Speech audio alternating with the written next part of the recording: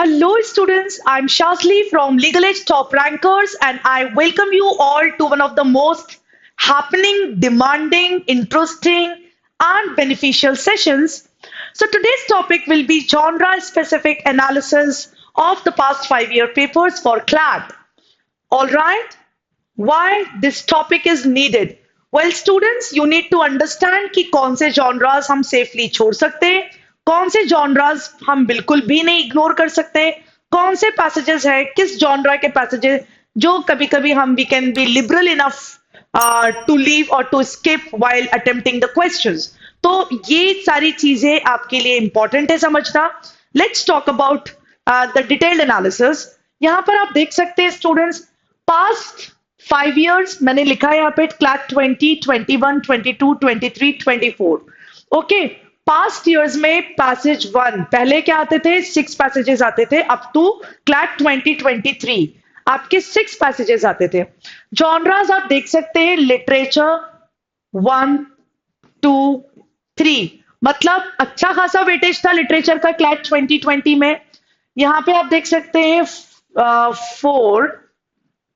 Then we have got, अच्छा ठीक है इसमें नहीं है ज्यादा, 5. Then we have got 6. Then we have got 7, 8, 9, 10. तो 10 लिटरेरी पैसेजेस अब तक पूछे गए. That means literature is of prime importance. इसको आप इग्नोर नहीं कर सकते. Even if you are not comfortable with literature, please start getting acquainted with literature because this is something you cannot skip. This definitely will come. Okay, now अब आप देख सकते हैं क्लैट 2020 में टेक्नोलॉजी का एक passage. There is overlapping of genres. Technology में sociology भी था, so there was an overlapping. Okay, similarly यहाँ पे आप देख सकते हैं टेक्नोलॉजी का दूसरा पैसेज है. Then we have got technology के 3 पैसेजेस हो गए. ओके, तो टेक्नोलॉजी के 3 पैसेजेस हैं, क्वाइट इंपॉर्टेंट जॉनरा. अब कॉमर्स को आप इकोनॉमिक्स में भी डाल सकते हैं 1. Then we have got commerce and economics, इसमें 2. एक साल में 2 बार आ गया economics. Then we have got 3 third passage here. So 3 passages around economics. अब मैं ह्यूमैनिटीज के पैसेजेस काउंट करूंगी. I will consider environmental science in humanity क्योंकि ह्यूमैनिटी में आता है ये. तो ह्यूमैनिटी का 1 पैसेज H, ठीक है, H1 कर देते हैं इसको ताकि ज्यादा समझ में आएगा. Humanity H1. Then we have got sociology भी ह्यूमैनिटी का पार्ट हो सकता है, तो humanity H2. Then Indian polity humanity का ही पार्ट रहेगा H3. Then we have got around education, लेकिन सोसाइटी में ज्यादा था, education was the focal point H4. Then we have got history H5. Then we have got theology H6. H7 geopolitics में भी इसमें डाल सकते हैं. Sociology H8. Quite important genre, बहुत ही इंपॉर्टेंट जॉनरा है. अच्छा, इसमें ओवरलैपिंग भी हो रही है, इंडियन कॉन्टेक्स्ट को भी डिस्कस करा जा रहा है एट द सेम टाइम. ये भी देखिए इंडियन कॉन्टेक्स्ट का पैसेज है. तो अपन थोड़ा सा बात कर लेते हैं स्टूडेंट्स. ह्यूमैनिटीज अगर इंडियन कॉन्टेक्स्ट को अलग करा तो हमने 8 पैसेजेस ऑफ इंडियन कॉन्टेक्स्ट रखे. लिटरेचर के 10 पैसेजेस आ चुके हैं in the last 5 years.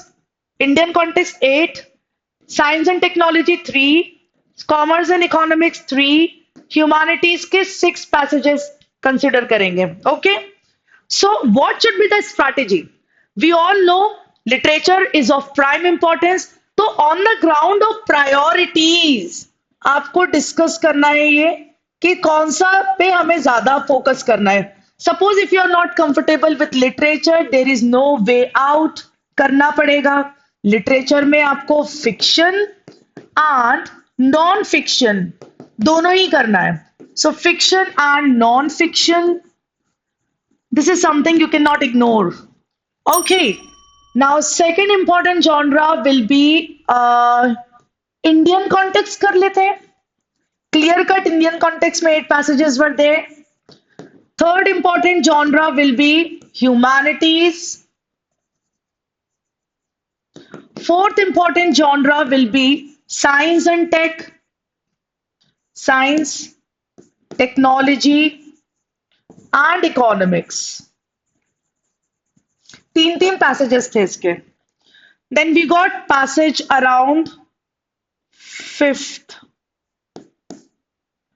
We got passage around philosophy and psychology. इसके एक एक ही पैसेज थे, फिलोसफी एंड साइकोलॉजी के, only one one passage each. तो इसको थर्ड रखते हैं और इन कॉन्टेक्स्ट टू प्रायोरिटीज। ठीक है, so these are the important genres which we should not be skipping and ignoring. अब इसमें लिटरेचर में I appreciate if you just can read short stories because you just hardly have 140 days in hand. तो अभी फिलहाल आपको क्या करना है, task I am deciding on short stories and literary analysis. This is task one.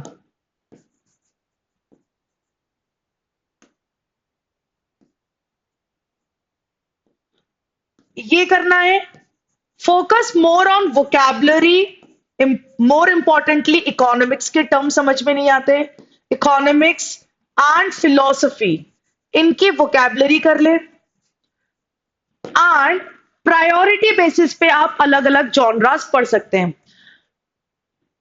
I would suggest that you should not read more on philosophy. Instead, you should just learn vocabulary around it, जैसे egalitarian, capitalism, mysticism, metaphysics, and functionalism, pacifism, fascism. ये सारे आपके किसके terminologies हैं? These are all around philosophy. So learn vocabulary. Probably that is going to help you out for better understanding about the passage around philosophy. I think that should suffice the need because you don't have that much of time to read or to develop comfort zone for philosophical articles. तो अभी articles की जगह vocabulary करेंगे. For vocabulary, you can search the word and you can learn it via YouTube. That is going to help a lot to the students.